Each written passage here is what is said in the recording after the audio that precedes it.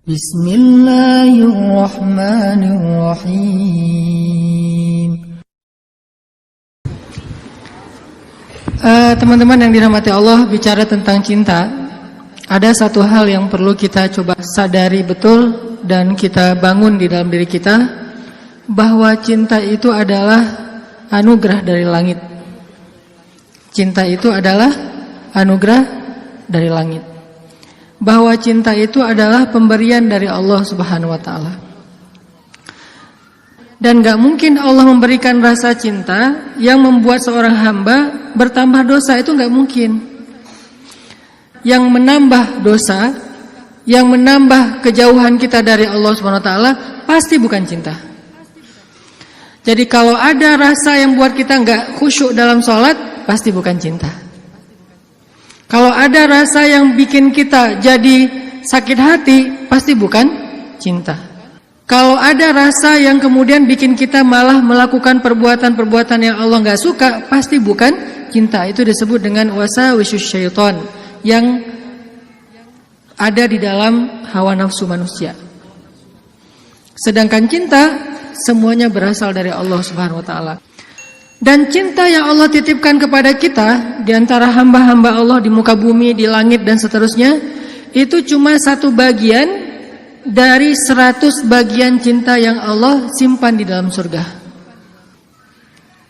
Jadi satu bagian itulah yang kemudian kita lihat dari seorang ibu kepada anak, dari seorang ayah kepada putranya, dari seorang anak kepada orang tuanya, dari seorang pasangan kepada pasangannya, suami istri, istri kepada. Satu bagian yang kemudian dibagi di antara hamba-hamba Allah yang sangat banyak, miliaran bahkan tidak terhitung. Cuman satu bagian. Satu bagian itu kita udah bisa ngelihat pengorbanan seorang suami yang luar biasa. Kayak misalnya teman-teman yang nge-follow Rumah Teduh Sabadiin, ada seorang anak ngerawat ibunya.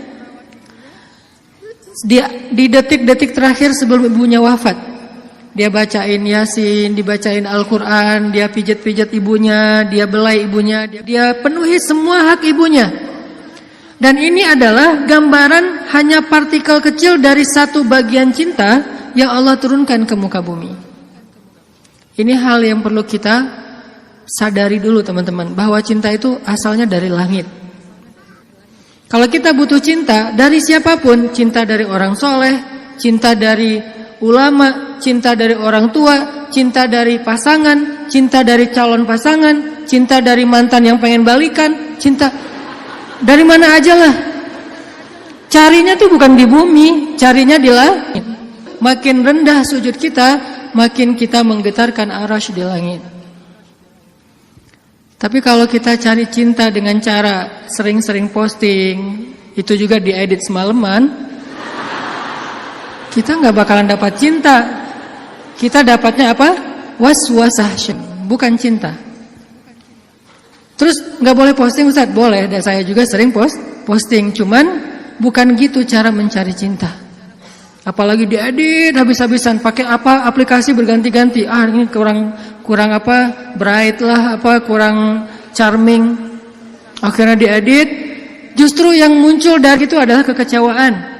Makanya kalau kita mencari cinta itu adalah dengan sujud, dengan doa, dengan taqarrub kepada Allah Subhanahu wa taala, mendekatkan diri pada Allah. Sehingga kalau kita udah cinta dari Allah Subhanahu wa taala, maka Allah akan mendatangkan sekian banyak orang untuk mencintai kita. Ada yang dengan status pasangan, ada yang dengan status orang tua, ada yang dengan status teman, ada yang dengan status apapun, bahkan kadang nggak dikenal, tapi dia mencintai kita karena Allah Subhanahu wa taala. Dan itulah cinta yang berlimpah. Kebayang nggak di antara banyak makhluk, kira-kira gimana yang 99 bagian yang Allah simpan di dalam surga, dan itu diberikan hanya kepada segelintir hamba Allah yang masuk ke dalam surga doang. Kan banyak yang nggak dibangkitkan ya, hewan, tumbuhan, mereka tidak dibangkitkan kecuali beberapa jenis hewan dan tumbuhan yang disebutkan di Al-Quran. Tapi pada umumnya hewan tidak mengalami hari berbangkit. Jadi tidak ada hewan yang mendapatkan 7 golongan hewan yang dapat naungan di padang mahsyar, nggak ada itu. Yang ada manusia. Kalau hewan ngikut manusia. Kalau dia berjasa dalam dakwah manusia, dia terlibat. Tapi pada umumnya hewan dan tumbuhan itu tidak dibangkitkan. Padahal jumlahnya miliaran. Itu adalah satu cinta dibagi rata. Gimana 9 cinta dibagi kepada sedikit hamba Allah Subhanahu wa taala. Makanya Allah mengatakan di dalam surga itu la khaufun 'alaihim wa la hum yahzanun. Di surga itu tidak ada rasa takut, tidak ada rasa kecewa. Enggak ada lagi di surga itu adegan live group, itu udah enggak ada. Di surga itu enggak ada grup yang nge-live kita, kan lebih sakit ya. Di live sama grup. Kalau kita nge-live grup masih mending. Kalau grup yang nge-live kita, gimana caranya? Tiba-tiba grup sepi, nggak ada broadcast, nggak ada chat.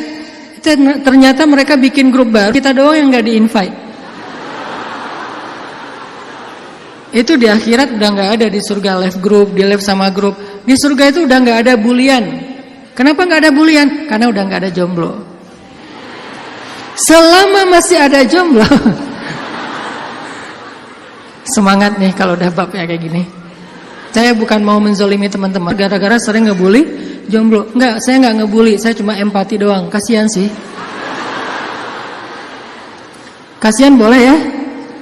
Sebagian doang, yang lain insya Allah gua mah asik-asik aja Ustadz sebagai single villa gitu ya.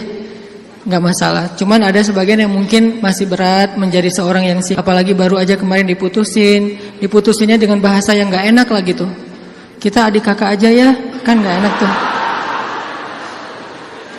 Tahu nggak teman-teman, ada cara mutusin yang lebih kejam dari itu. Kan yang biasa tuh, kita temenan aja ya gitu ya. Atau kita adik kakak aja. Ada nggak orang yang diputusin sama pasangannya, dibilang, kamu tuh jadi ibu saya aja ya. Kamu tuh seperti ibu buat saya. Ada. Dalam bahasa fikih disebut dengan zihar. Dalam bahasa saya disebut dengan diputusin dengan cara paling kejam. Di mana ayat zihar? Nanti coba teman-teman kita baca satu ayat aja di dalam surat Al-Mujadilah. Teman-teman bisa buka mushaf Al-Quran.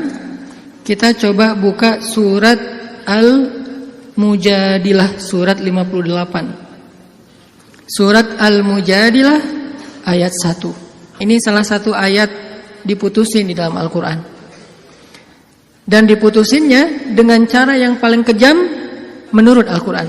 Saking kejamnya Allah kasih semacam punishment buat yang mutusin dengan cara harus berpuasa selama 2 bulan berturut-turut.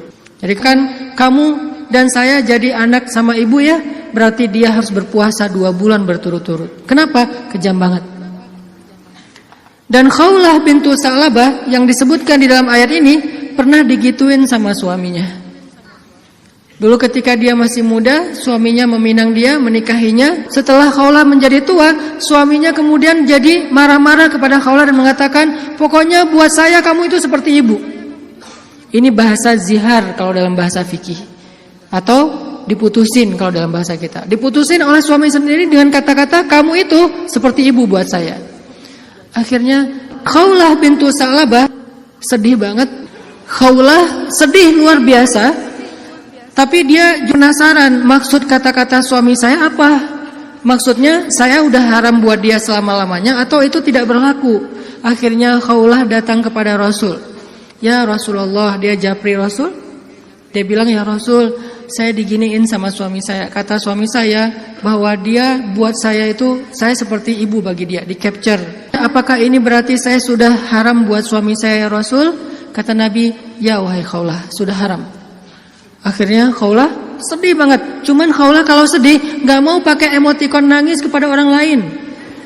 Emotikon nangisnya hanya kepada Allah Subhanahu wa taala. Disebut dengan watashtaki ilallah, curhat kepada Allah. Dia tidak curhat perasaannya kepada makhluk. Kan curhat itu meluapkan isi hati dan perasaan ya, curahan hati. Artinya dia nggak mau mengekspresikan perasaan senang dan sedihnya kepada manusia.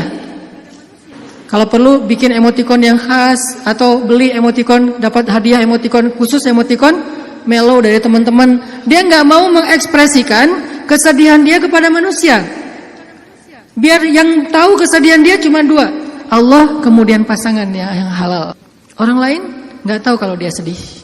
Orang lain nggak tahu kalau dia sedang dalam keadaan terbeban. Nggak ada yang tahu. Sampai ibunya aja nggak tahu. Ayahnya aja nggak tahu, temennya nggak tahu, gengnya tuh nggak tahu, geng SMP, SMA, SD nggak ada yang tahu. Sehingga satu-satunya yang tahu perasaan Khawlah yang luar biasa terpukul, terlukanya luar biasa, cuman Allah Subhanahu Wa Taala. Wa tashtaki ilallah, kemudian dia curhat kepada Allah. Itu cara yang paling baik dalam menemukan cinta. Ketika cinta itu mulai flat, ketika cinta itu mulai nggak ada rasanya, maka menumbuhkan kembali cinta itu dengan cara watashtaki ilallah. Gini caranya. Bukan gini. Tapi hal yang paling baik untuk dia lakukan kalau dia pengen merefresh cintanya, menambah rasa cinta, dan itu enggak hanya berlaku untuk pasangan, berlaku juga untuk teman, cinta karena Allah, berlaku juga kepada guru, berlaku juga kepada orang tua, berlaku kepada anak. Kalau kita ngerasa cinta kita mulai garing nih, mulai rasanya tuh hambar, maka yang kita lakukan watashtaki ilallah, minta kepada Allah Subhanahu wa taala. Karena dialah yang Allah titipkan, yang Allah kirimkan dalam hidup kita untuk kita luahkan semua rasa, rasa bahagia, rasa cinta, rasa sedih, rasa kecewa, semua ke dia, bukan ke orang lain. Kalau kita punya pasangan tapi rasa itu diungkapkan kepada orang lain, maka kita mencurangi pasangan kita. Kita punya pasangan tapi curhatnya ke orang, jadilah TTM ya. Ini berarti kita curang, nggak fair sama pasangan kita. Toh kita juga nggak mau digituin oleh pasangan kita kan? Terus apa yang harus kita lakukan? Kalau kita ngerasa pasangan kita nggak pengertian, ada zat yang maha pengertian untuk kita curhat kepadanya. Kenapa harus orang lain? Dan Allah nggak akan pernah ngebocorin curhat kita ke siapa-siapa, teman-teman. Allah sebaik-baik penjaga rahasia. Dan Allah senang banget dengar curhat kita. Beda dengan orang. Kalau orang teman siapa gitu dengar curhat kita, misalnya kita telepon. Kita telepon di loudspeaker sama dia, ditaruh di meja, terus dia ngapa-ngapain ya? Kita ngomong panjang lebar, pas udah lama nggak dapat respon, kita nanya, kamu dengar nggak sih? Dia langsung lari. Ada yang lebih parah lagi tuh, bukan cuma di loudspeaker, kita baru mulai curhat, dia balik curhat. Aku habis dimarahin sama suami aku. Wah, laki-laki itu emang kayak gitu. Gue juga tiap hari dimarahin. Tahu nggak gimana cara dimarahin? Panjang tuh. Akhirnya malah dia yang curhat. Kita curhat, dia jadi dapat banyak info, akhirnya dia nikung. Parah banget ya. Pernah ditikung sama teman curhat? Ada sahabat Nabi yang pernah ditikung. Ditikung fisabilillah. Namanya Abu Darda. Abu Darda, temenin aku dong. Ngapain? Ngelamar seorang perempuan, seorang cewek, soleha, hafizah, cantik, terpelajar. Kayaknya nih calon makmum ideal banget. Kenapa ideal? Yang salah baca ketika sholat dia bisa benerin. Tapi insya Allah imamnya nggak bakalan salah baca. Kalau yang dibacanya Al-Ikhlas ya. Gua mah pede, nggak nyari makmum yang hafiz-hafiz banget. Kenapa? Karena kalau ngimamin surat Al-Ikhlas, jadi nggak pernah salah. Salman ngajak Abu Darda. Abu Darda nemenin, datang ke rumah cewek itu. Pak, saya mewakili Salman, pengen ngelamar anak bapak, putri bapak. Kata bapak ini, ya udah saya tanyain dulu ke putri saya. Kalau dia setuju nanti saya nikahkan kalian. Harus nanya dulu ke perempuannya, ke putrinya. Karena nggak boleh nikah paksa dalam Islam. Sama dengan nggak boleh menghalangnya yang sudah punya niat baik untuk menikah. Sama dengan kita menghalang-halangi anak kita untuk datang ke masjid beribadah. Calon mertua. Nggak boleh menyusah-nyusahin anak kita yang pengen beribadah. Apa ibadahnya? Nikah. Bukankah nikah itu setengah dari agama? Selama itu kita perhatikan bukan sesuatu yang sangat beresiko, yang terlalu terburu-buru, ceroboh, maka biarkan mereka melihat kebesaran Allah Subhanahu wa taala di dalam rumah tangganya. Rumah tangga seperti usaha dibangun dari nol, tiba-tiba Allah kasih banyak kemudahan setelahnya. Udah selesai lamar, ditanya sama ayahnya kepada putrinya. Nak, gimana tuh ada satu orang cowok di depan ngelamar kamu? Yang mana? Itu yang Salman, yang orang Asia. Anaknya kemudian keluar ngintip. Ngintip bahasa kita stalking. Karena ada seorang perempuan dilamar, kemudian dia nggak pede gitu. Dia bilang ke Rasulullah, ya Rasulullah, boleh nggak kalau saya itu aib saya bahwa dia kepalanya ini rambutnya banyak yang sudah rontok karena penyakit. Kemudian dia bilang, boleh nggak saya pakai rambut palsu atau saya tutup rambut saya dan saya nggak kasih tahu ke siapa-siapa kalau rambut saya itu udah rontok. Kata Nabi, sampaikanlah. Jadi nggak perlu diedit, nggak perlu dibikin yang sekeren mungkin, tapi kemudian orangnya kecewa. Dia stalking, oh itu cowoknya. Kalau yang di sebelahnya itu Abu Darda, ya sudah. Akhirnya si cewek menerima lamaran, tapi bukan untuk Salman, untuk Abu Darda. Datang bapak itu, alhamdulillah saya udah bicara dengan anak saya. Oh gimana Pak, Salman udah deg-degan gitu. Sabar ya Salman, ternyata anak saya belum berkenan untuk menikah dengan Salman. Oh nggak apa-apa Pak, cuman anak saya ternyata ridho menikah. Oh apa-apa. Jadi nggak enak hati gitu kan. Aduh Salman, ini bukan saya loh ya, minta kan tadi kamu dengarkan saya ngomong apa. Kata Salman, udah biasa aja kali Abu Darda, tapi saya nggak mau nikung kamu. Udah nggak apa-apa, kan Allah menciptakan kita berpasang-pasangan, masing-masing udah ada takdirnya. Akhirnya Abu Darda nggak enak banget. Si bapak juga terlalu vulgar. Harusnya kan biarin dulu mereka pulang di Japri ya. Abu Darda balik kan bisa ya. Abu Darda ditelepon gitu balik, mau ada yang diobrolin. Kenapa di depan Salman? Sehingga Salman jadi sedih. Enggak, ternyata mereka paham. Cinta mereka itu karena Allah Subhanahu wa taala. Kalau belum berjodoh berarti emang bukan itu cintanya. Dan mereka tidak akan memberikan hatinya karena hati itu satu-satunya organ di datu yang paling berharga, dan dia nggak akan ngasih kecuali kepada orang yang sudah berakad, saya terima nikahnya, dan kemudian dikatakan oleh saksi sah. Kecuali saksinya mantan, itu nggak bakalan sah. Saya terima nikahnya. Gimana saksi? Belum. Oh ya, ulangi lagi. Udah 100 kali, belum aja. Kenapa? Saksi nggak bisa move on. Yang lebih berat tuh bukan saksinya yang mantan, KUA-nya yang mantan. Tuh parah tuh. Ini kenapa ya persyaratan nggak ada yang lengkap ya? Semuanya persyaratan kurang aja gara-gara KUA-nya adalah mantan. Nauzubillah lah ya. Kan pernah viral tuh di Instagram yang seseorang ngelakuin kriminal kemudian disidang. Kebayang gak sih pas lagi disidang gitu ternyata ketua majelis hakimnya itu mantan kita. Wah, jadi kamu setelah putus dari aku jadi gini? Iya, aku gak bisa hidup lagi tanpa kamu. Ya udah apa? Kamu saya vonis menikah dengan saya. Gak penting juga. Nah akhirnya kita balik lagi ke cerita Khawlah. Khawlah curhat kepada Allah. Ketika ada masalah, Khawlah bilang, ya Rabbi ilahi. Dia curhat, dia nangis, dia habis-habisan hanya di hadapan Allah saja. Ketika di hadapan manusia, dia nggak mau menunjukin dirinya lelah di hadapan manusia. Dia nggak mau menunjukin dirinya fragile di depan manusia. Dia hanya menunjukkan kelemahan dirinya di hadapan Allah. Allah ilahi, saya fakir sedangkan engkau maha kaya. Saya lemah sedangkan engkau maha perkasa. Saya bodoh sedangkan engkau maha bijaksana. Saya bingung sedangkan engkau maha tahu segala-galanya. Kita tunjukkan semua kelemahan kita, curhatnya kepada Allah, jangan kepada makhluk. Dan Allah senang banget dengar curhat hambanya. Apa nama Allah yang maha mendengar? Sami'un.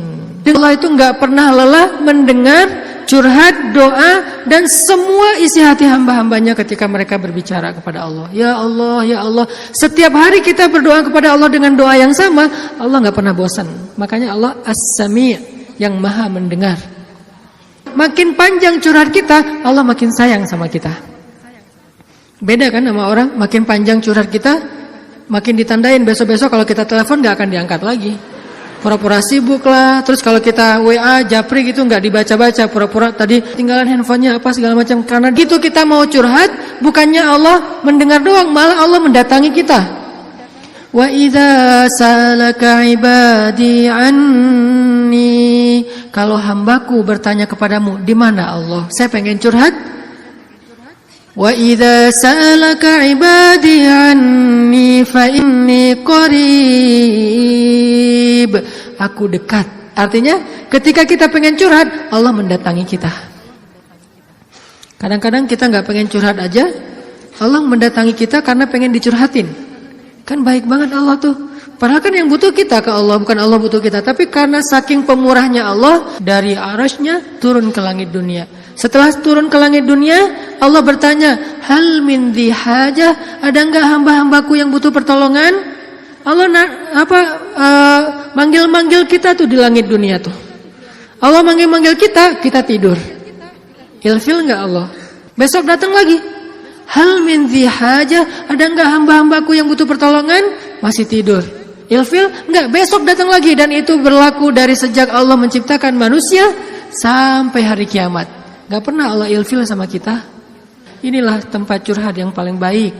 Hanya ada dua, satu kepada Allah, kedua kepada pasangan. Kalau tidak ada pasangan, bolehlah sesekali kepada orang tua. Tapi kadang-kadang harus dibatasi juga. Karena ada hal-hal yang kalau kita sampaikan kepada orang tua, pasangan kita enggak ridho. Ketika kita ngomongin ke ibu kita, mungkin pasangan kita menjadi malu karenanya. Masalah nafkah mungkin. Kan itu harga diri suami banget ya.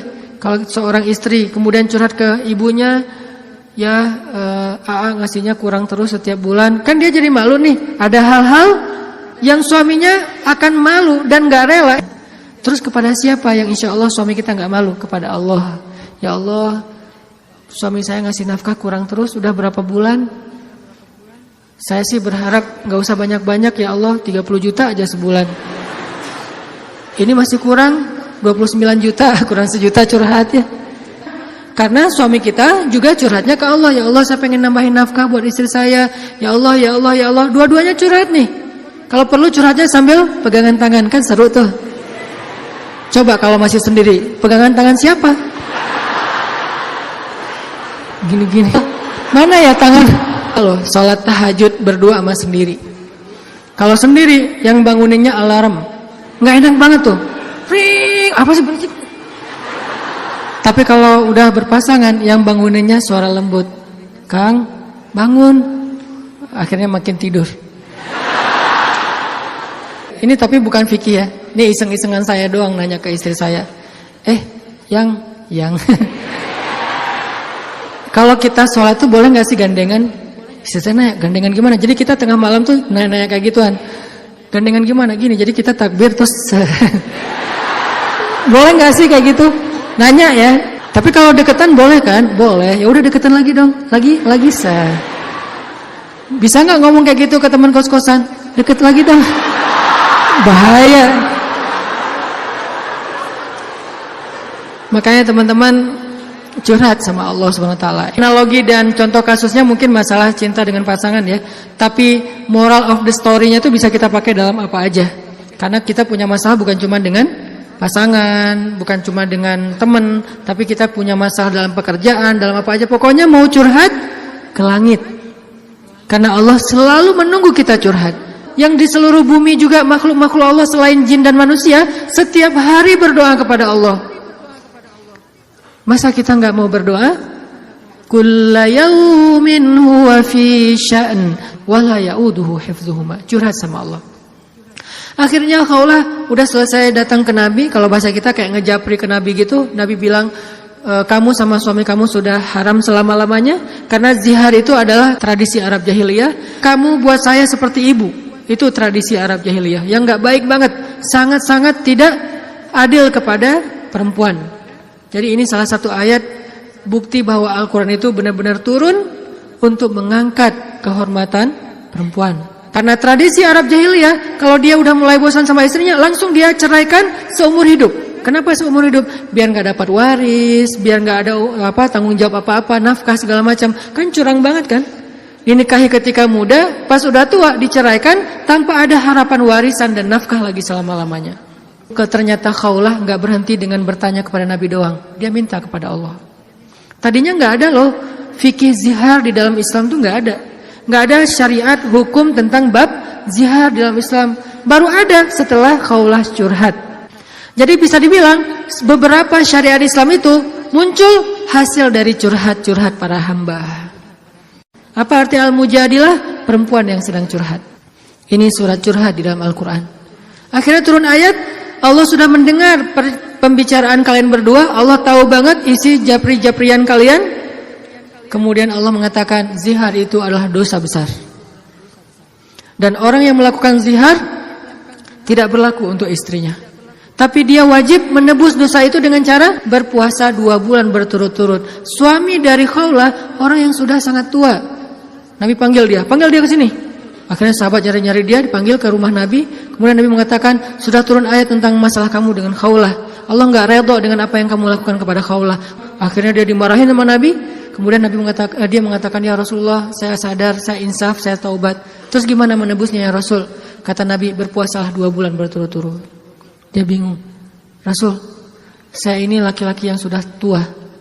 Jangankan 2 bulan berturut-turut, sehari aja batal. Gak boleh batal sehari aja, gak boleh. Kalau batal sehari, gak bisa besok dilanjutkan, gak bisa. Langsung mulai dari nol. Ya Rasul, saya puasa sehari aja gak kuat, gimana 2 bulan? Rasul mengelus dada kemudian mengatakan, ya udah kalau gitu beri makan 60 orang miskin. Ya Rasul, gak ada orang yang lebih miskin di daerah sini daripada saya. Akhirnya Nabi ngambil beberapa karung korma, dikasih ke dia, ngasih makan ini untuk keluargamu. Ini juga menjadi dalil gimana Islam itu agama yang sangat-sangat toleran. Allah pengen memudahkan kalian, Allah nggak pengen menyusahkan kalian. Semua syariat Islam itu adalah memudahkan kita, nggak ada yang menyusahkan kita.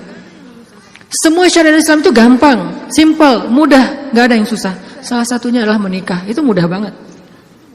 Mana Ustadz? Buktinya masih banyak yang masih single. Berarti bukan Allah yang menyusahkan pernikahan, calon mertua tuh. Nah Allah mah memudahkan kan ya. Bayangin pernikahan itu kan simple ya. Akad nikah sederhana kan. Yang cuman saya nikahkan putri saya terima putri bapak dengan mahar sekian dibayar tunai, sah. Akhirnya berubahlah status, berduaan apalagi dan seterusnya apalagi dosa aja isinya. Sekarang berubah. Memandang aja berpahala. Apalagi ya. Memandang aja berpahala, kebayang enggak tuh? Memandang pasangan itu sama kayak memandang Ka'bah. Duduk sambil ngeliatin Ka'bah itu pahalanya kayak 2 rakaat sholat loh. Sholat mutlak. Berarti memandang istri yang lagi rempong sama dengan 2 rakaat sholat mutlak. Baru memandang gimana menyentuh, gimana mengecup keningnya, gimana memeluknya, gimana dan gimana. Ibadah sholat mudah banget, nggak bisa berdiri, duduk, nggak bisa duduk, berbaring. Nggak bisa sholat tepat waktu, dijamak. Nggak bisa menjamak, dikosor, dikodok. Kenapa dikodok? Soalnya ketiduran. Yang penting jangan istiqomah. Masa mengkodok istiqomah ya? Jam 9 pagi, sholat apa itu? Kodok subuh. Sekalian dijamak dengan duha. Istiqomah udah setahun kayak gitu. Nah ini. Kayak misalnya kita pulang malam, belum isya nih. Tadi pas isya, pas lagi di jalan macet-macetan, sampai di rumah capek banget, mandi segala macam, makan, akhirnya ketiduran. Lupa kalau kita belum sholat isya, bangun-bangun subuh, oh iya ya semalam saya belum isya. Gak apa-apa, lakukan ketika kita ingat. Karena itu lupa atau gak sadar atau gak tahu ilmunya. Balik lagi, akhirnya Allah turunkan ayat untuk ngebela Khawlah bintu Sa'labah. Kenapa? Curhat kepada Allah.